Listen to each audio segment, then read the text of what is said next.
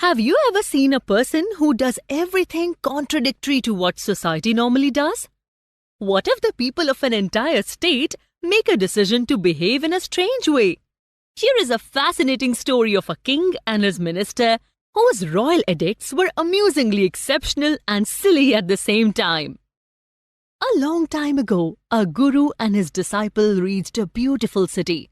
It was broad daylight, but they couldn't trace a single man in the streets because every creature was sleeping.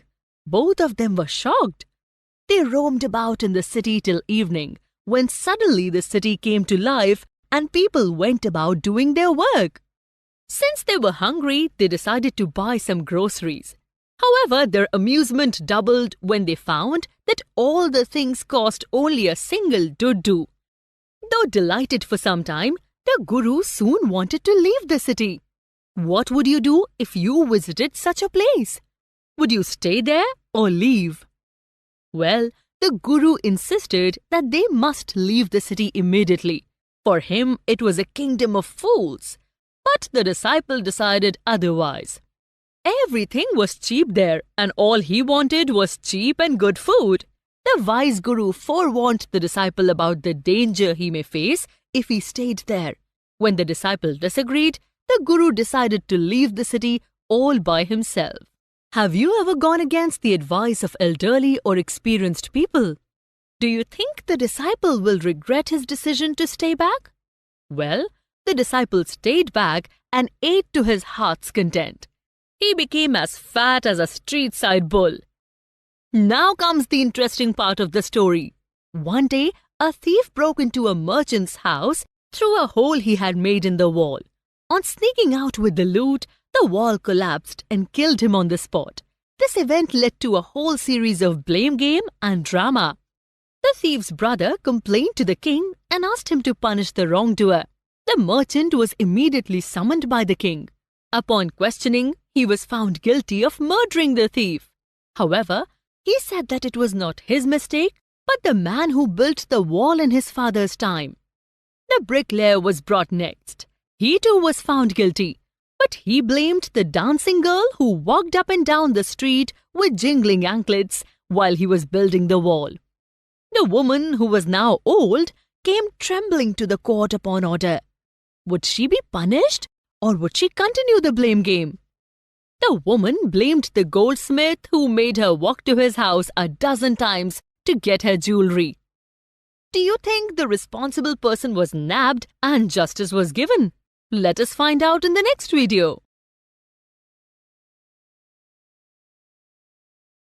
In the previous video, we saw that the woman blamed the goldsmith. Now let us get back to our story to find out what happened next. Considering the evidence, the king summoned the goldsmith. He had his own story to tell. He said that he couldn't complete his work on time because of the rich merchant's order for a wedding at his home. The old merchant was dead. Now who was responsible? Of course, his son. The circle of blame game, or justice as they called it, returned to the merchant, who was finally ordered to be executed for a crime he never committed. But fate had something else in store. When the news was made, it was too big for that thin man. The king called for a man who would fit the news. Who else could fit it perfectly other than the disciple who fattened himself by eating rice, wheat, bananas and ghee? The disciple remembered his guru's words, and as he waited for his death, he prayed to his guru. The guru, with his magical power, could see what was happening and in a snap of the fingers came to the rescue of his disciple. Upon reaching, he scolded his disciple and whispered something into his ears. He then asked the king to put him on the stake first. The disciple and the guru got into an argument about who should go on the stake first. The king was curious to know the reason behind such behavior, and the guru promised to reveal the mystery if he was put to death first. The guru then told the king that since it was a new stake, the one who died on it first would be reborn as the king. Whoever went next would become the minister. The foolish king did not want to lose his kingdom.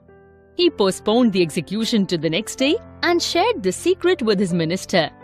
Together, they made a plan to get themselves executed on the stake.